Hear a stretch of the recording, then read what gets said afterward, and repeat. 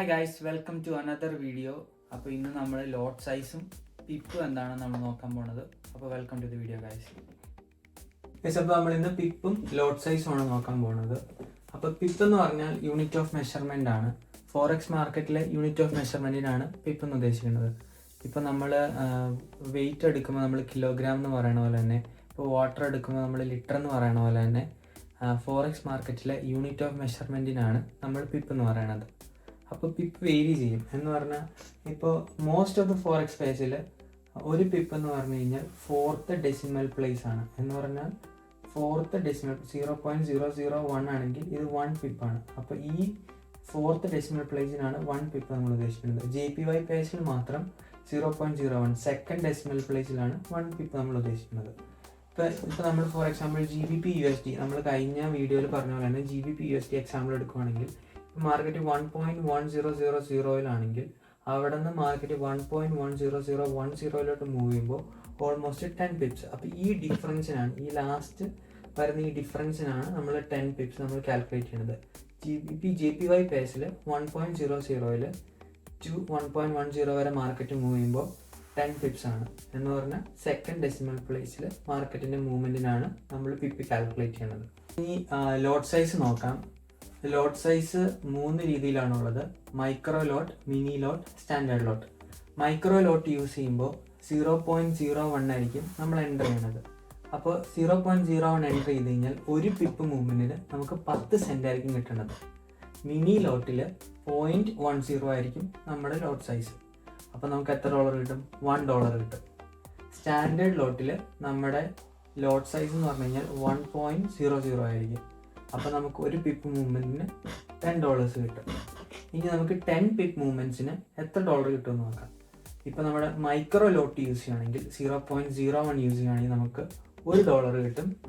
നമുക്ക് ഒരു 10 പിപ്പ് മൂവ്മെൻറ്റിന്. ഇപ്പോൾ 0.10 യൂസ് ചെയ്യുകയാണെങ്കിൽ 10 പിപ്പ് മൂവ്മെൻറ്റ്സിന് നമുക്ക് $10 കിട്ടും. ഏതിൽ? മിനി ലോട്ടിൽ. ഈ സ്റ്റാൻഡേർഡ് ലോട്ടിൽ 1.00 നമുക്ക് 10 പിപ്സ് കിട്ടുവാണെങ്കിൽ $100 കിട്ടും. അപ്പോൾ ഇതാണ് നമ്മുടെ ലോട്ട് സൈസ്. എപ്പോഴും ഇമ്പോർട്ടൻ്റ് ആണ്. എന്ന് പറഞ്ഞാൽ നമ്മൾ എത്ര ഡോളർ റിസ്ക് ചെയ്യണമെന്ന് നമ്മൾ എപ്പോഴും മാർക്കറ്റിൽ നോക്കണം. നമ്മൾ എത്ര ഡോളറാണ് റിസ്ക് ചെയ്യാൻ പോകുന്നത്, ഏത് ലോട്ട് സൈസാണ് യൂസ് ചെയ്യണത്, എത്ര പിപ്പാണ് നമ്മൾ ടാർഗറ്റ് ചെയ്യണത്, എന്തായിരിക്കും നമ്മുടെ സ്റ്റോപ്പ് ലോസ്, എന്തോരം പിപ്പ് ഉണ്ട് നമ്മുടെ സ്റ്റോപ്പ് ലോസിലോട്ട്. അപ്പോൾ ഇതൊക്കെ കാൽക്കുലേറ്റ് ചെയ്തിട്ടാണ് നമ്മൾ ട്രേഡ് ചെയ്യുന്നത്. അപ്പോൾ എപ്പോഴും ലോട്ട് സൈസും പിപ്പും വളരെ ഇമ്പോർട്ടൻ്റ് ആയിട്ടുള്ള കാര്യമാണ് ഫോറക്സ് ട്രേഡ് ചെയ്യാനൊക്കെ. ഓക്കെ, ഇപ്പോൾ ഞാൻ നിങ്ങൾക്ക് ട്രേഡിംഗ് വ്യൂവിൽ എങ്ങനെ നമുക്ക് പിപ്പ് കാൽക്കുലേറ്റ് ചെയ്യാമെന്ന് കാണിച്ചു തരാം. ഈ സ്കെയിൽ കണ്ടോ? ഈ സ്കെയിൽ വെച്ചിട്ട് നമുക്ക് പിപ്പ് കാൽക്കുലേറ്റ് ചെയ്യാൻ പറ്റും. ഇപ്പോൾ ഇവിടെ നിന്ന് എൻ്റെ എൻട്രിങ്കിൽ ഞാൻ ഇവിടം വരെ എൻ്റെ ടേക്ക് പ്രോഫിറ്റ് എടുക്കണമെങ്കിൽ ഇതായിരിക്കും എൻ്റെ പിപ്പ് വാല്യൂ. ഈ 37 പിപ്സ് ആയിരിക്കും എൻ്റെ പിപ്പ് വാല്യൂ. അപ്പോൾ നമ്മൾ എന്ത് ചെയ്യും? അപ്പോൾ നമ്മുടെ ലോട്ട് സൈസ് നമ്മൾ നോക്കണം. മൈക്രോയിലാണെങ്കിൽ 0.10. അപ്പം നമുക്ക് എത്ര ഡോളർ കിട്ടും?